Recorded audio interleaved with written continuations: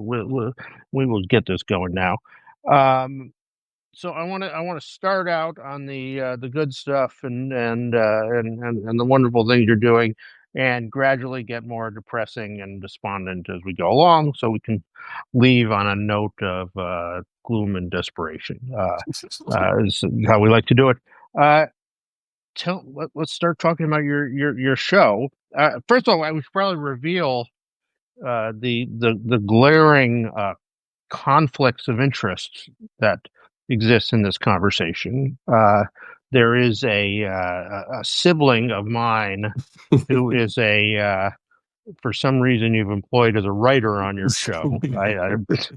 You might have called me and asked me if that was a good idea before you did, but.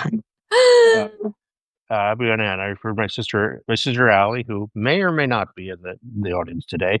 By the way, if you are in the audience, questions, comments, heckles, we're ready for all of them. Send them along. You can write them in the bottom there. We will try to address all your concerns here. And then I don't know if this counts as a conflict, but you have a brother, Nick. Yes, who has contributed to the Ankler and very influential in right. Matt Stoller, the acclaimed economics antitrust, yeah, an economics writer. I feel like you two you're like the Hollywood version of him, I always think, or he's the political version of you. He's a million times smarter and more knowledgeable than I am, so I can't accept that. But he's a great influence, and I don't know if that counts as a conflict, just because I like him. But Francesca, do you have any siblings that I do? I do. I have a sister who's a journalist, but I don't think she's tuned in. Okay, and I haven't worked for her, and that no money has been exchanged between your sister and not as far as I know, at least. Okay, good. You have a wonderful show in its second season now on Apple TV, Platonic. Adult romantic comedy. The first thing that says to me is it is a grown-up sort of romantic comedy and relationship romantic comedy, and those basically don't exist anymore. So how are you?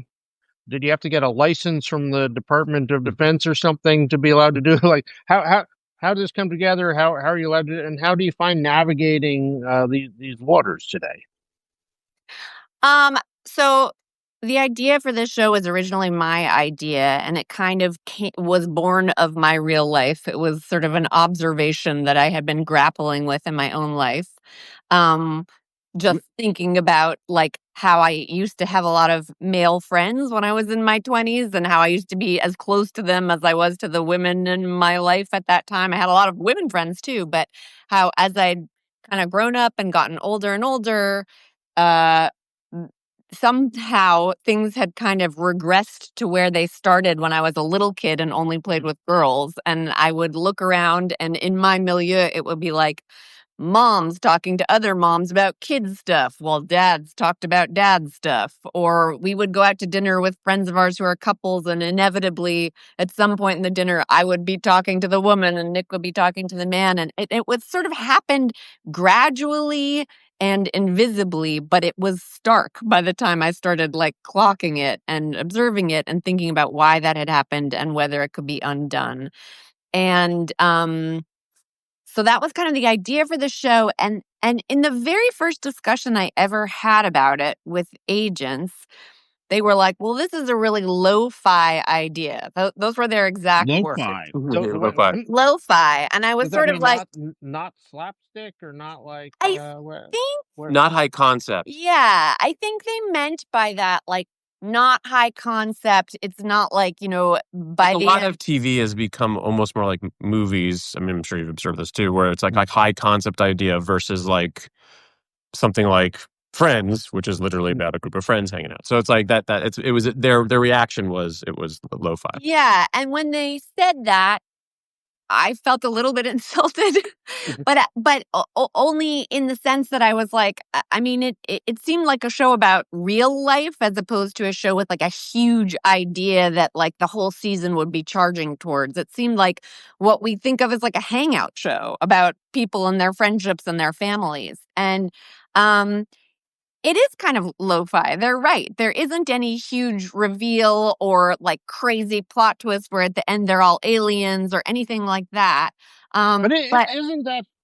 I mean, maybe I'm out of date, but isn't all comedy, TV comedy, like whatever the setup is, whatever the she's from Mars or whatever, but doesn't it just come down to the characters and their Yeah. relationships? we think so. We After think 3 episodes, so. then so. Yeah, we think so. And we feel sort of like that is like those kinds of shows can have a life because they can just keep going. They can It's keep like if you being. think about it, It's Always Sunny in Philadelphia. It's like Yeah. 5 people in a bar, Yeah. and it's lasted for like 100 seasons. Yeah. So you And whatever the crazy premise is, like that usually by the middle of the first season is like Drifts away. Yeah. done with. Yeah. Yeah. Yeah. So that's kind of how that's kind of how we feel like we're doing this kind of old-fashioned show where it's just like some friends, the way Friends was, or sometimes you think about it like with Seinfeld with Jerry and Elaine, where it's just like people who like each other and who razz each other and who are each other's closest friends, but also pains in the asses hanging out with each other. By the way, we should note my sister, your writing staff member, Allie Rushfield, came in, so let's be careful not to talk about her. I saw her say hello, so I'm going to say hello back. I'm Yeah, not. let's put a lid on that. Let's ixnay on the Allie Ray talk there.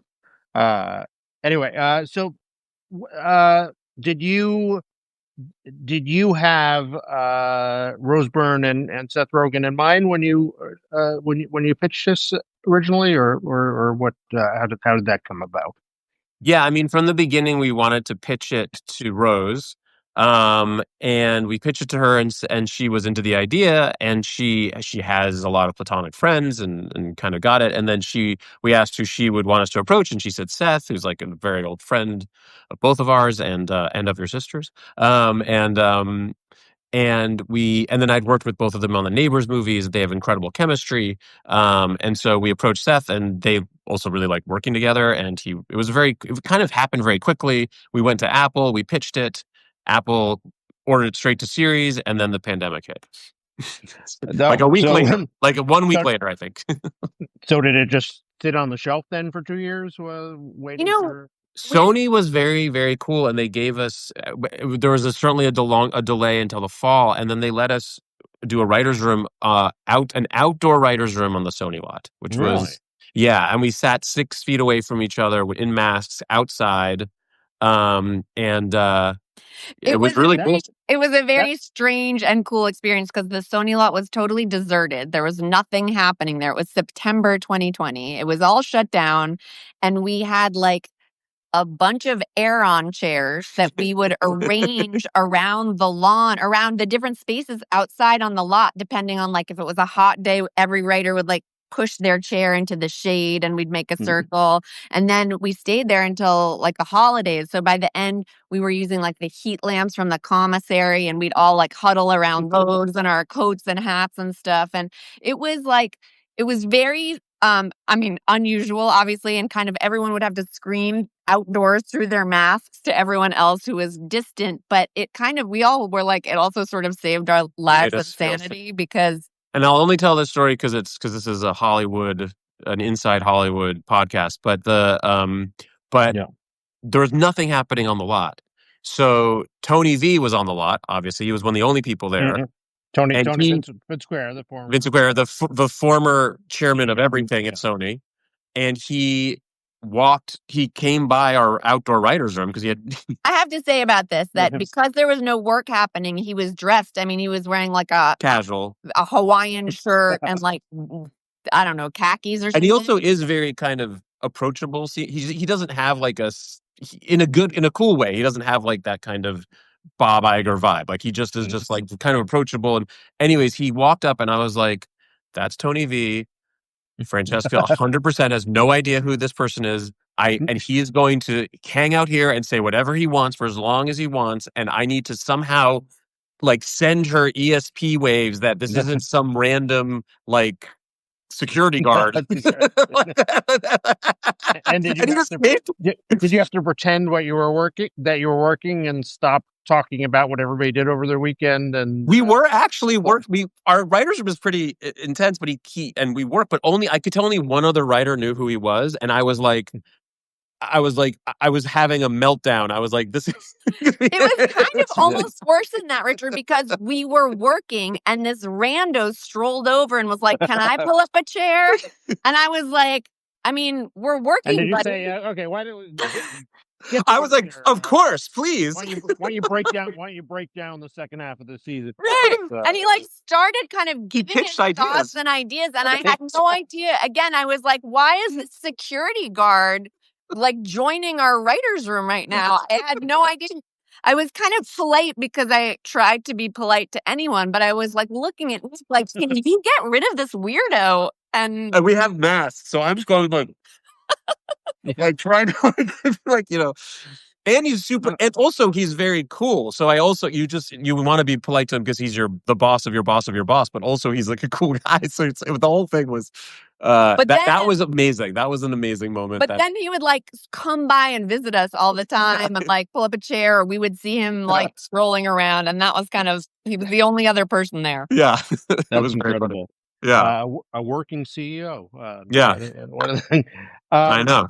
Now your show really does explore these divisions of generally, and then what do you say about why don't we have? I mean, I don't. I start talking to a mom at school drop off, and you don't say, "Hey, why don't we go out to dinner sometime?" I'd be arrested if I did. Right. The PTA would have a special meeting to discuss. So did you get to the bottom of whose fault this is, or why? What have you learned in looking at these? I mean, I think that what we kind of realized building the show was that they needed to be old friends who were coming back together, because the reality of it is, as depressed as I am to say this, I haven't made a new super close friendship with a man in 25 years. I mean, for so long. And I have met a million men who I really like, but do I go out to dinner with them alone? It's, as you said, we would be shackled and taken to jail. We also in general just make less friendships, period. So when you're making a new best friend every day, you got a lot of room on your roster to let in all kinds of people. But I make one new friend every 5 years now. So, that's true. It's true. But I have to go to a lot of mom dinners with people who I met at my kids' school a few years ago. And somehow 6 of us are going out to a bistro again. I don't know. It seems like some of this is allowed and some of it isn't. So we made them old friends who reconnect. And it's also better for a TV show if they've known each other for a long time than if they're just getting to know each other. Here's a question that I put to my sister, and she didn't have an answer for me.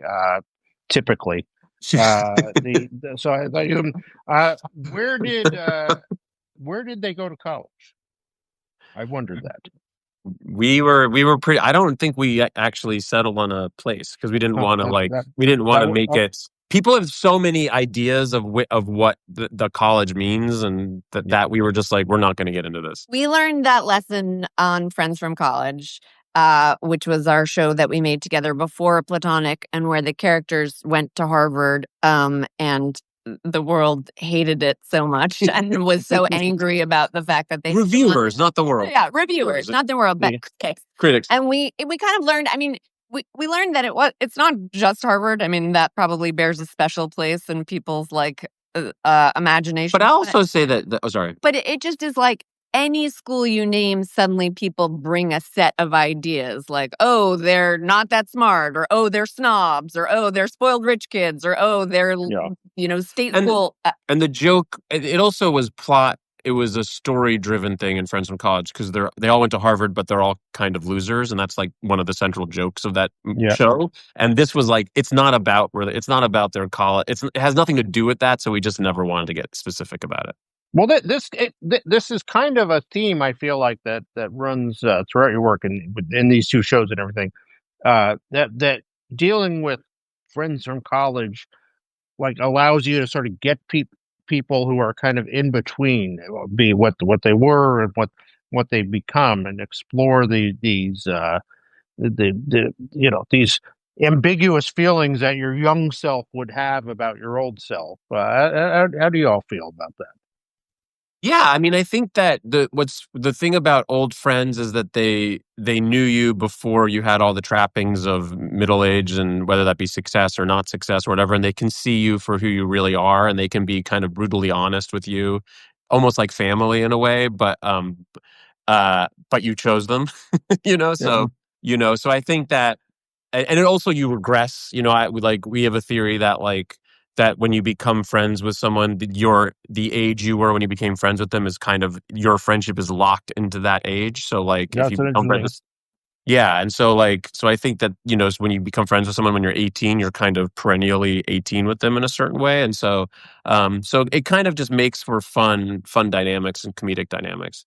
Yeah, and a lot of the experience of middle age for us and for the characters on our shows is like this wistful yearning for a time in your Yeah. life when you could be irresponsible and have fun and make an asshole out of yourself and not really face any consequences. And so we're always putting people back with those characters from their youth so that it's not a show about like school drop off or like emailing the administrator to say that your kid is going to be late because they have an appointment at the pediatrician. Like, I don't want to see a show about that. I want to live in a more fun time and in a certain way that is the past, and the tension between like the past and the present is kind of interesting to us. Yeah, I love you have an episode where there's a friend from their past who was known as Wild Card in college, and he comes in and is no longer remotely wild, and on the bachelor party night wants to go about wants to go to bed there. We have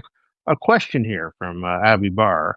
Asks, what is your favorite and least favorite thing about working with your spouse? That a loaded question there. I mean, it's a very boring answer. We don't really have issues working together at all. Like we don't, it's very smooth. We both really respect each other. We bring different, I think, skill sets to the table.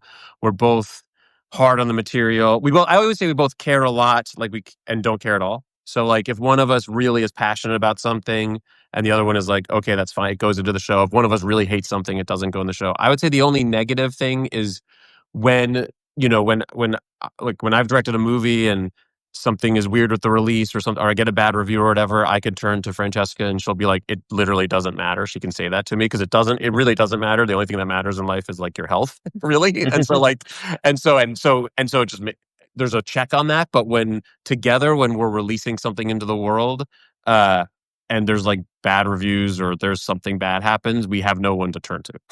Yeah, Like, we can both be kind of neurotic, raw nerves at that time. And yeah. it is a bad combination when we're both in that Because state. it's stupid. Like you should be a neurotic raw nerve when you're waiting for cancer results, but not when you're like get a bad review from whoever. Like, Are you able to tell each other that your each other's ideas that idea was bad and that joke isn't funny, yeah, or in Yeah. a way you can yeah, do that? Yeah.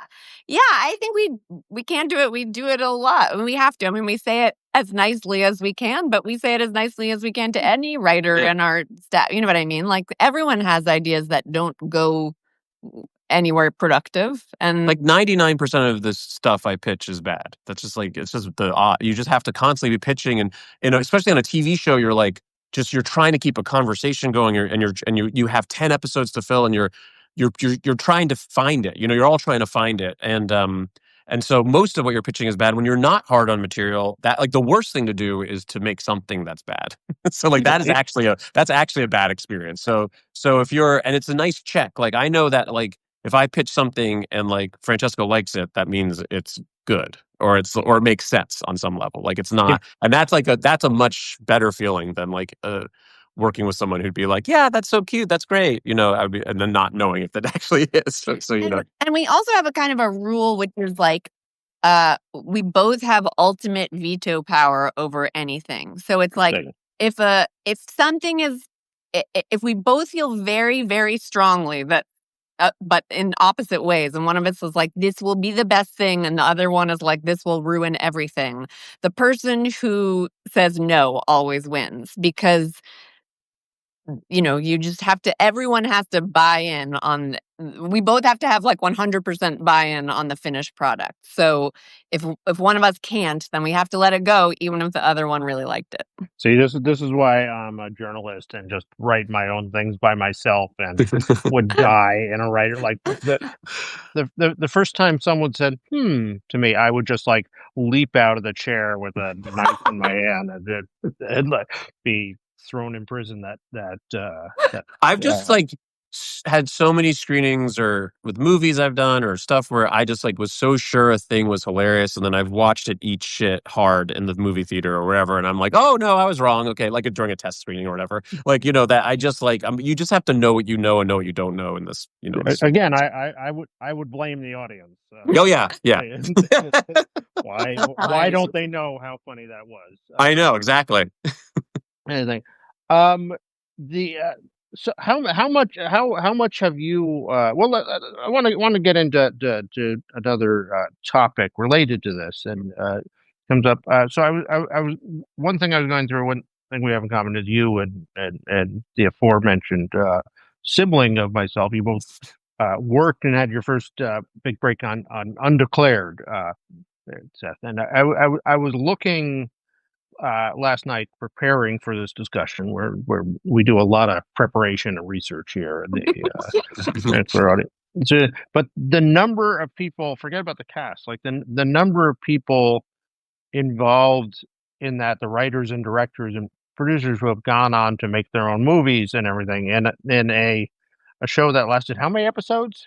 17 episodes, and you had yourself, Judd Apatow, of course, Jake Kasdan, Paul Feig, John Hamburg, Greg Mottola, Ali and Jenny Connor, Seth Rogen, Rodney Rothman, Jay Chanda, how do you do that? Chandrasekhar, Jay Chandrasekhar, and Jon Favreau. All were writers and directors of episodes, and you've continued to, and on the so that continues down to this show on Platonic. There are undeclared veterans running wild all over it.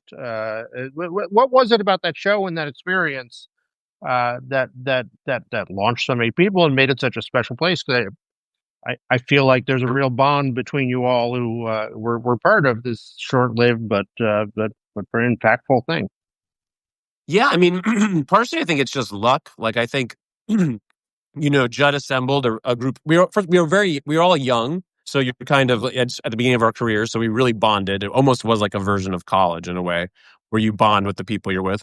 But also it was the luck of the personalities that Judd gathered. We all like became like, I'm like still really close friends with your sister and with Rodney Rothman, and there are people with Seth, yeah, with Seth and Carla Gallo, and so. So it's that was like, I think it was a combination of being young and also the kinds of people that Judd pulled together for it. We all kind of, and we all also shared a comedic point of view. Like I remember at that time being like, where are the funny movies? Like where's the stuff that's funny to me? Like I don't see it out there. And then I mean, there was some stuff, but it wasn't a lot. It was pretty like fratty at the time, as I remember it. And so it was, and we all kind of spoke the same comedic language, I think. So I think that combination, and then it was the luck and the luck and the talent and hard work, whatever it is, the combination of things that we all kept working together, as whether officially or unofficially. Like I remember I had nothing to do with Superbad, but I remember going to that table read. I remember going to multiple table reads and seeing iterations of that script as it developed. And it felt like Superbad was part of a tone that we were all like, that we all liked, that we all agreed on, Yeah, because then that became sort of the dominant comedic voice of Hollywood for quite a while, until the authorities came and shut down comedy. Yes. How do you describe that tone and that and what the comedy was about? Because there is something you all have in common in your writing style. I mean, it's very real. Like, I think that that's the main thing. It's very real. It's very rooted in emotion. We would constantly talk about James Brooks. Like that was like a big like calling card for the kinds of Fast Times at Ridgemont High, like the kind of more real comedies that are also super funny. It's not Fast Times at Ridgemont High is hysterical, but it's pretty real. It's not, I love the Farrelly Brothers, but it's a different tone, than I think than what we were all interested in doing ourselves. And so I think starting with telling real emotional stories, like when you watch, even something as even something as like that has such big set pieces as like Bridesmaids has like a very kind of a weird story. It's like a story about a woman whose life is a disaster. It doesn't fit into a normal kind of structure. In a normal structure, it would just be a rom-com where she meets the right guy, and that's the point. That wasn't what it was. It was about a woman whose life is. So I think that was really what it was, a kind of character-driven, inherently dramatic stories that then had crazy set pieces and a ton of cursing, which was also at the time kind of not that popular at the time we were doing it. There was a big PG-13 push at the time, and it was like, no, we can't. In high school, everyone says "fuck" every other word. That's like that's why would you make a movie where they don't, And so I think like that, that was like that. I think that was the main thing, was focusing on the emotion of the stories versus just starting with set pieces. And I feel like it owes a lot to Judd certainly came out of this. Sort of the Yeah, alternative, Judd is like also has a tone and is a kind of genius, I think. but it comes out of the alternative comedy sort of stand-up movement, which was very about like which was sort of a response to like Andrew Dice Clay at the Yeah. time, where you weren't allowed to do your act at these things. You had to just say what was on your mind. It had to be natural, and it wasn't about the joke, but it ended up being very funny. Uh, all that and it and in Platonic, I feel like here we are, how many years later, but that tone and that sort of naturalism and when the agents say that it's lo-fi, I feel like it's kind of referring to that, like that sort of very natural Yeah. thing. By the way, again, we please ask us questions, heckle, comment, everywhere we can handle it. So send them in on the bottom there. So, Francesca, for you, I want to quote you the you for you you come from a very sort of highbrow background. You're your entire family is in academia, and other you yourself are an author.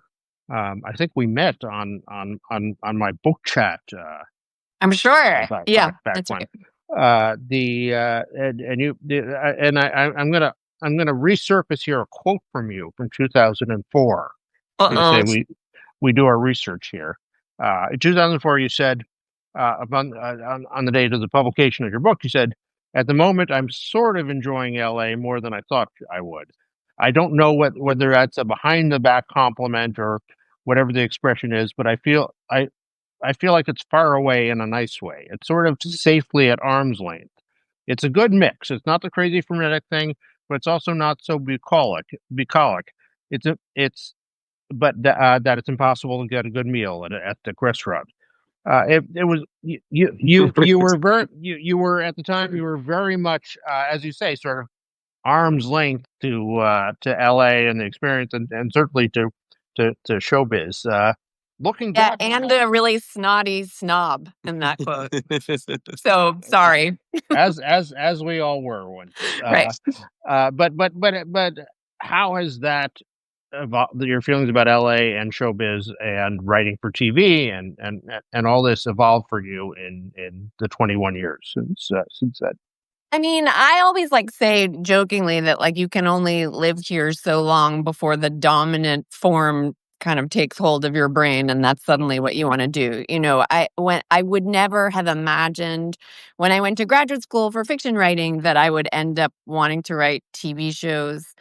But it was a really long time ago that I went to graduate school for fiction writing, and it was in a different place in a different era. And I kind of the more time I spent in LA, the more I realized that like If you're a writer and you want people to see or experience or read your work or have kind of an audience for what you're thinking about, more people watch TV than read books. And um, so that's one aspect of it, right? Just the general, I mean, I feel like in the 25 years since I got here, books and TV shows were like this. And now it's Yeah. just like totally like people don't read books, including me.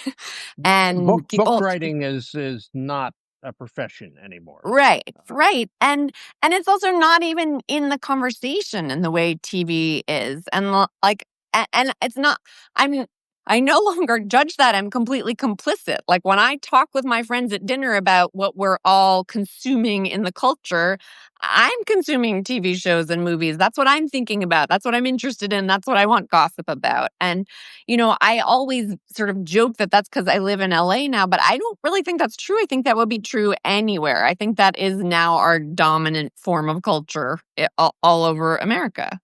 I would bet that the New Yorker publishes more words about television than it does about books right now. I would bet so too. I read it every day. And also TV changed. Yeah, and also TV has changed a lot. Like I was never a huge sitcom person.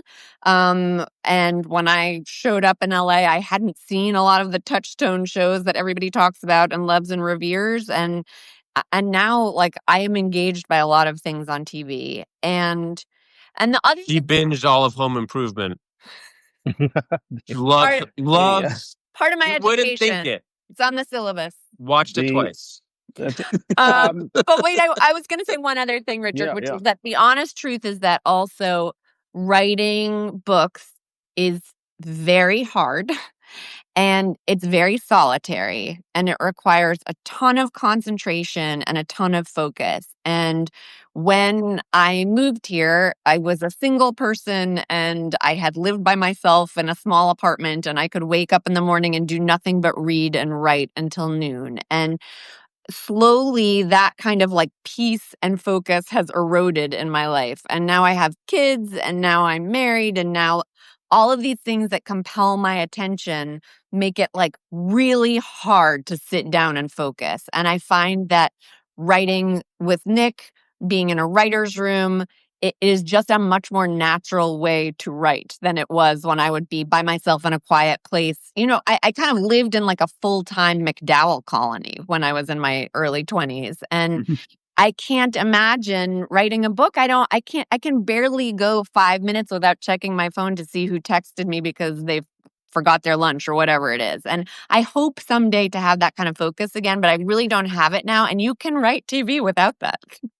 There was something about the 90s and the X generation that just sort of felt like creating art has to be misery. It should be a terrible experience that you only do because you're just so driven to. There's a quote that writers are people who hate writing more than anyone. Someone pointed out, well, people don't say plumbers are people who hate plumbing more than anyone else. Like, but it was and if anyone enjoys your work, then it's a complete sellout. Then it has no meaning. So it should be horrible creating it, and should be ignored publicly. Right. And something about the journey of the last 20 years, for me, seeing my sister and seeing friends who are on TV, like they are getting to be funny. They're getting to think about issues of our day and contemporary things, and they do it, and millions of people love what they do. And so at some point a light went on my head, like maybe that's not terrible. Maybe Yeah. maybe that's not something to be ashamed of. That like they're And working with your friends, like everyone contributing together to make something that's good. But I also think that TV has cannibalized books. I read a lot of books, and I love novels and stuff, and TV has become more complex in a cool way, and there's a million more opportunities for a lot of different voices. As you know, there's some bad things about the way the TV industry has evolved, but there are a lot of good things creatively, I think. And one of them is that there's all these kinds of TV shows, started before we got into the industry with The Sopranos, that are essentially novels. Yep. But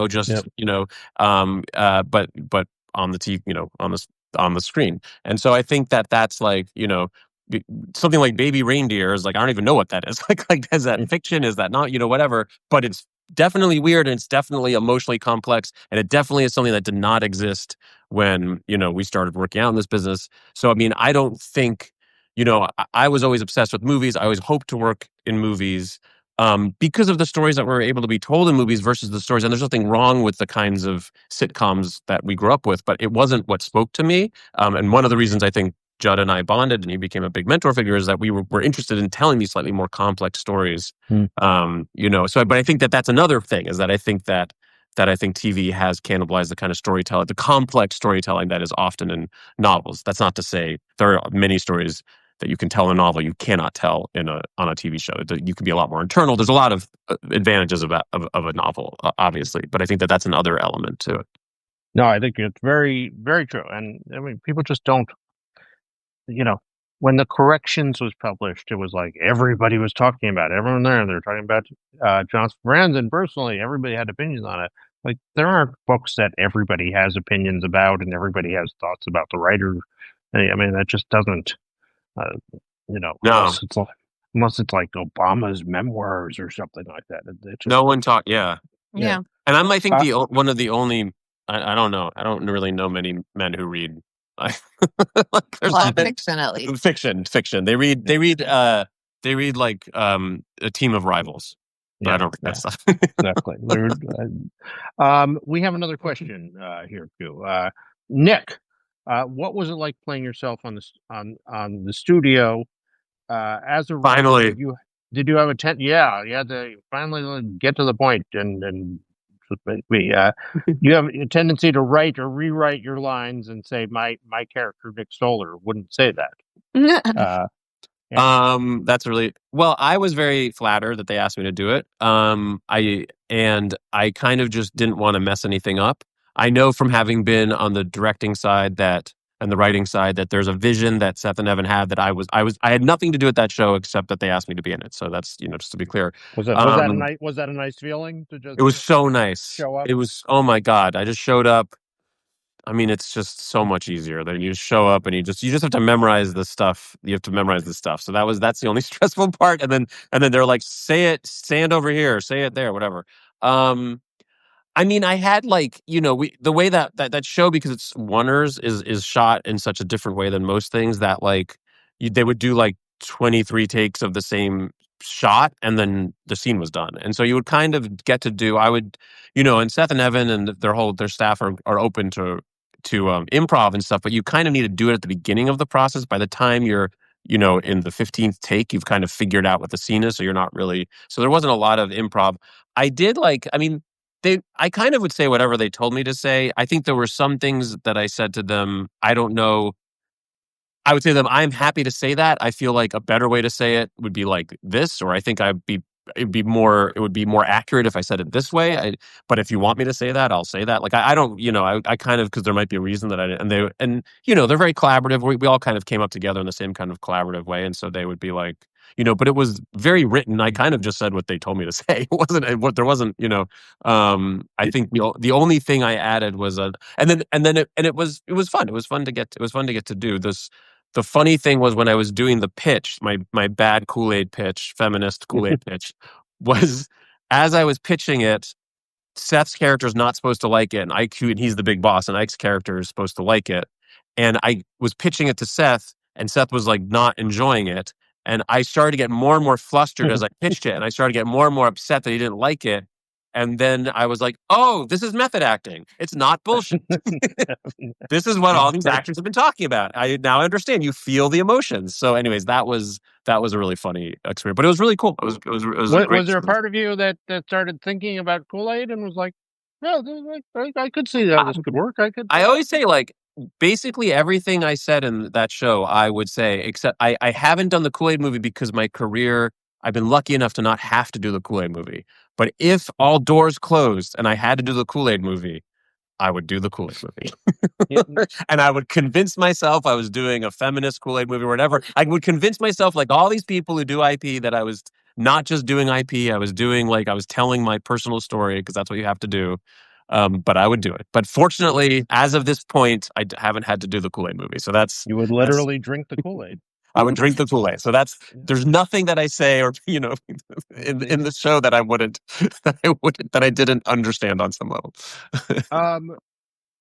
So before we get to the end here, I want to talk about what is it like working in comedy now? I picture you like having another comedy people having to meet in like a secret a safe house somewhere, or like out in the tundra that with no electricity, and planning how to sneak into the base and everything. How are you feeling about comedy and its future, and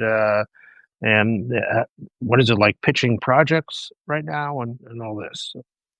I mean, I think, whether it's good or bad, a lot of comedy movies, and this has certainly happened with my last movie and the movie I'm working on now, have gone to streaming.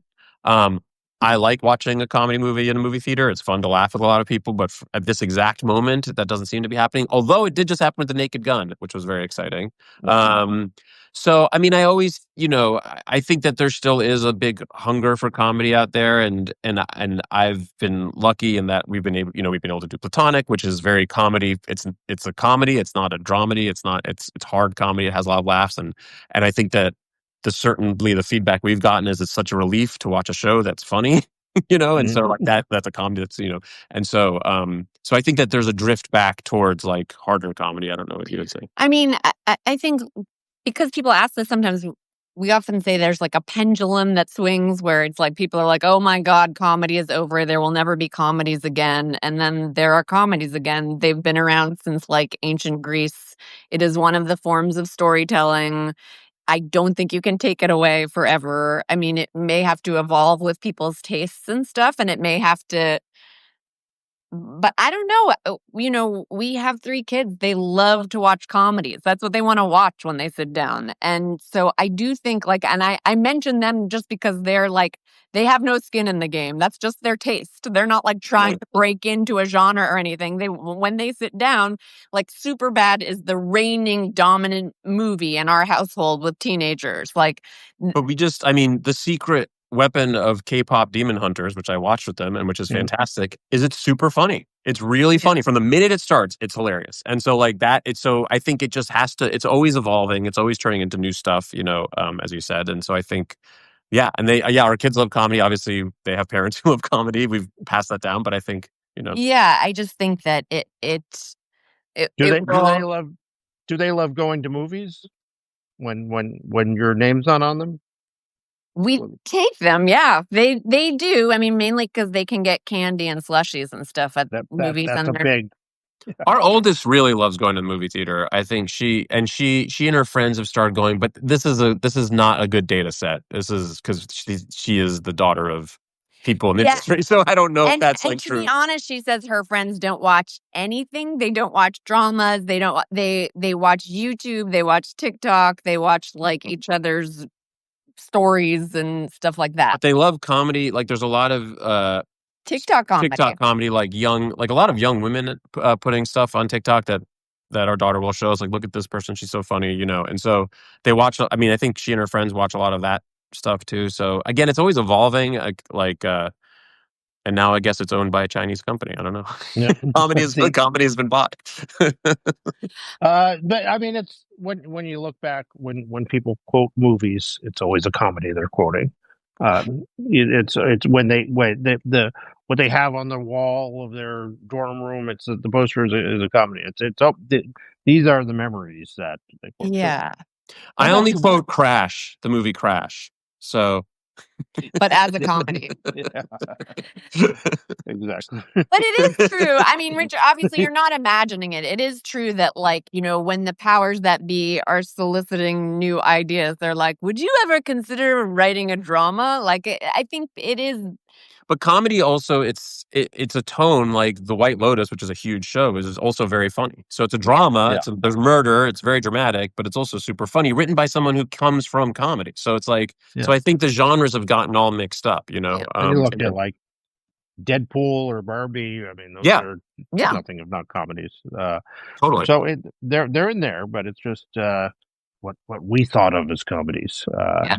Well, But it's what sad. I mean, I love going to, it was so, we took my parents and our kids and we all went to see Naked Gun this past weekend, and it's like a super funny movie. It's weirdly the third time I've seen that movie. It's very funny, and it was so fun, and the theater was pretty full for like a Sunday in the afternoon, and Third weekend. yeah, third weekend, and and the audience, like, you could feel how joyful the audience was, and it was a great experience, and I hope, there seems to be, from reading your newsletter, it seems like there's a push back to theatrical for a lot of this stuff. So, and so I think, I certainly hope comedies drift back into the theater, because it's just so fun to watch a comedy in the movie theater. here's the big question actually. What that we got is what's the best place to order lunch in the writers' room? Allie just said, don't sleep on it. Yeah. She Yeah, it's Goop Kitchen. Obsessed with Goop Kitchen. really. Yeah. Do Sorry. they Are there any unhealthy things you could order from Goop Oh, Kitchen, yeah. or- The best Really? pizza. Really The- good pizza. Everyone, when we get Goop Kitchen, orders like a salad or some kind of grain bowl, and then we get pizza, quote unquote, for the room, and then lunch comes in and everyone like throws away their salad and just eats the pizza. Their quinoa bowl and Right. Skip it. very good to know. Before we get to the big final question here, what would be your advice for young people who are coming into Hollywood and want to get into comedy writing, want to get into TV writing, or just want to work in this whole sector that you have? What would you tell them? Run? No, I mean, it's very hard, obviously, to break in. It's always been hard to break in. I think getting a job somewhere, if it's TV show, getting a job somewhere around a TV show, so you start meeting people. Getting a job somewhere around a movie or a production company, so you start meeting people, I think, is really important. And then, whether it be, if you're trying to break into screenwriting or TV writing, it doesn't matter. Writing and writing and writing and writing and rewriting your script until it's absolutely perfect is really the best way to break in. There are very few good scripts, almost none. So if you write a good piece of material, like, it's not necessarily going to sell, or it's not necessarily going to turn into a TV show, but it's going to get you a lot of attention, and it's going to get you on people's radar. And so I think that those are things. I think there are things like making videos for TikTok and YouTube that I don't understand and didn't have to do. It didn't, but I think there's a whole other thing there where you can get attention through that. I think that's probably more important if you're acting. But I think it also helps with writing too. But I couldn't speak to that as much. Being on Twitter or X or whatever, I think people have been discovered through that. But I do think just writing, really, the only way to really know if a writer is good is they wrote a good script or TV script, a screenplay or TV script. So I don't know. Yeah, I mean, obviously these jobs are impossible to come by, so I wouldn't try to say like this is everyone's route, but when you're an assistant in any way close to a TV show, like a low-level assistant, entry level, and you do a good job, the people at the top feel like they owe it to you to read whatever it is you're working on and give you feedback or whatever, because you've helped them, you've made their show, you've like done a lot of the legwork that makes their projects possible. So I feel like any kind of assistant job that you can get, which again, I know those jobs are really hard to come by, but I do think they work as a stepping stone, because if you are a great assistant, you should absolutely go up to anyone who is in power and thank them for the opportunity and ask them if they could give you their thoughts on what you wrote. And sometimes that can lead to the next thing. Very sound advice. I'd call for an alternate path, which is you just come out, get a job on the wait staff at one of these private, so like the Soho House, one of these private places where people let their hair down. Work there for 6 months, and then you will have blackmail material on the majority of the producers in Hollywood, and just show up at their office and let them know what will go public tomorrow if you're not hired on. It's the the Lewis Laura Brothers. Loomer route. Go take that Exactly. route all the way to the top of Hollywood. That's a much more Direct. a direct, surefire plan. Don't listen to us. Our plan doesn't make sense. That makes sense. Yeah, the problem for me is I wouldn't last half an hour trying to remember people's orders and everything. But otherwise, okay, we come to the big important question: the Hollywood, your syllabus for Hollywood. If you could assign reading, watching, imbibing, You wrote it whatever. down, so she's taking it on her We computer. wrote it down because we were too nervous to do it off the cuff. Are you doing a joint list or? Yeah, we're doing. Well, we kind of. We just put them together in one document. We can say our own though. Hold on. Fantastic. You divide it up and you're like, this is Francesca Delbanco and Nick Stoller's syllabus for Hollywood. Take it away. Yeah, I mean, my syllabus is pretty basic. I'll start with one of my favorite movies, When Harry Met Sally. I watch that movie once a year. I've graphed out how that movie works. It's a perfect movie. It's like one of the best movies ever made. It's a perfect rom-com. It's a perfect movie, and it's perfectly structured. Everything about it works perfectly, and so I take a look at it almost annually and revisit it just both for pleasure and also from a structural point of view. It's incredible. Okay, I'll go next. I put the novels of Laurie Colwin on my list because I feel like she has the best grasp of tone of any writer in that she has a very light and breezy tone, but by the end you are always heartbroken by her books, and I really like the way she can do both things in one novel. So like Family Happiness is maybe my favorite of her books, and there's one called Happy All the Time that I love. And specifically what I turn to her for is you never feel plot in her books. They just kind of happen. And it seems like you don't even know. It's like one character's going to lunch and somebody else is cooking dinner. But there is a tightly structured plot happening almost invisibly in the background that leads the books to their inevitable conclusion. And a lot of times I feel like when people watch Platonic, they're like, not much happens, but it's still entertaining. And we're like, so much happens. A lot happens, but the trick is to make it not feel sweaty, like A's to B to C to D, to just make it feel like not much is happening. But if you're engaged with something, it's because a lot is happening. So I think she's really good for that. Let's see. Do you want to do? Yeah. The book that I read when I moved out here is Sid Field's Screenplay. I love that book. It's really written it just explains to you there's no theory. It's none of the Robert McKee stuff. It's none of that. It's no like the myth, the journey of the myth or whatever, all that stuff. There's no TED talk. It's just like, this has to happen, that has to happen, this has to happen. Mid-act, climax. Yeah, it just kind of explains it. It's written in a slightly cheesy way that's pretty comforting. It's pretty short. I'm sure if I reread it, I'm sure it's like sexist and weird in ways I didn't understand when I read it.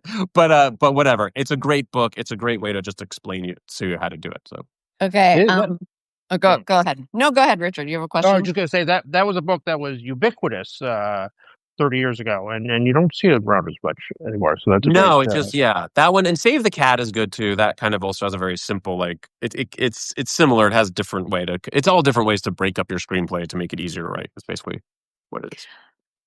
Okay, I next put the screenplays and novels of Diane Johnson. She co-wrote The Shining. She also wrote one of my favorite novels of all time, which is called Le Divorce, which was then turned into a movie, but I'm not sure the movie lives up to the novel. But I put her there because I feel like she is proof that you can work across genres, right? Like she writes novels, she writes screenplays, but also that you can work like you're constantly being told like you're a comedy writer or you're a drama writer or you write horror or people I think in Hollywood, people put you in sort of a box of what your area is, and then you believe it and think that's what I write. And she is a woman whose career spans so many different kinds of storytelling. And it is a reminder that, like, just because you can write something that's funny and light doesn't mean you can't also write something that's, like, incredibly dark. And you can be going for something really profound in one book and going for a great time in another. And one person can really have access to all of those things in the course of their career. Great choice. I mean, one of the early female screenwriting successes too. Yeah. This is kind of a weird one, but the Song Exploder podcast, which is just it's basically different songwriters, singers, talking about how they wrote their song. And it's just it's just cool to see how other kinds of artists, their creative processes, and how kind of disciplined, and it's both similar and not similar to writing a script. But the process of writing and rewriting and rewriting and rewriting and putting together a song. I remember there was Harmony Hall, that amazing there's a great song explorer about Harmony Hall, the amazing Vampire Weekend song, and it took him years to write that song. Like, he thought of one part of it, and then 2 years later he'd finish the song. So it's just kind of about the creative process, and I really love it. That's a great choice. Yeah. And then I just said, I mean, I feel like this is kind of obvious, but, like, I'm interested in adaptations from fiction to film, and that it is really interesting sometimes to, like, read a short story and then watch the movie back to back, because oftentimes you'll have read something and then 7 years later the movie will come out, the movie version. But I think you can learn a lot when you do it, like, deliberately together. And I love this short story, this Andre Dubus short story Killings, that became the movie In the Bedroom, and I feel like that's a good back-to-back watch. And then obviously the Annie Proulx story Brokeback Mountain and the Ang Lee movie Brokeback Mountain. Those are, like, really good back-to-back watches about how you can spin from a short story a whole novel, a whole movie, and how you can expand it. I sometimes think short stories are more successful for adaptation than novels are, because there's something to that, because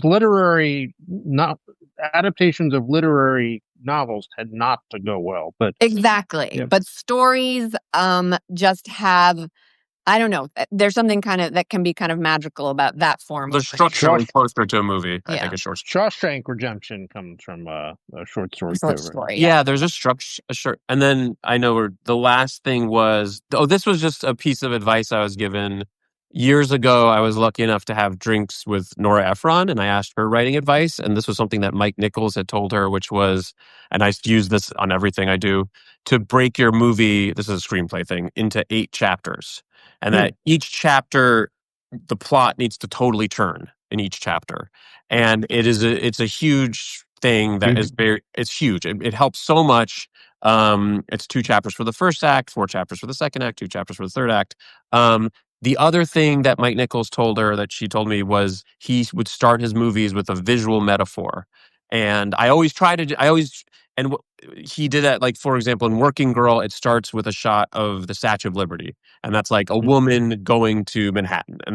So he tries to, and what it does, even if you don't end up using your visual metaphor, it forces you to think about, what is my movie about and how do I make that an image? And movies are obviously images. And so I think those 2 things, really the 8 chapters and also the visual metaphor, are 2 things I use religiously. Yeah. That is great. Everybody, this is these are assignments. This is required, and you will be tested on those. It does count for your final grade, so get started on all that. The show is Platonic, now available in season 2 on Apple TV. Very funny, hilarious show. Great team, great cast, great everything. And Nick and Francesca, thank you so much for joining us. We'll have you back soon. Thank you so much for having us. It was so fun. Thanks, Substack. Yeah. We'll see you soon. Take care. Very cool. Okay, bye. Thank you.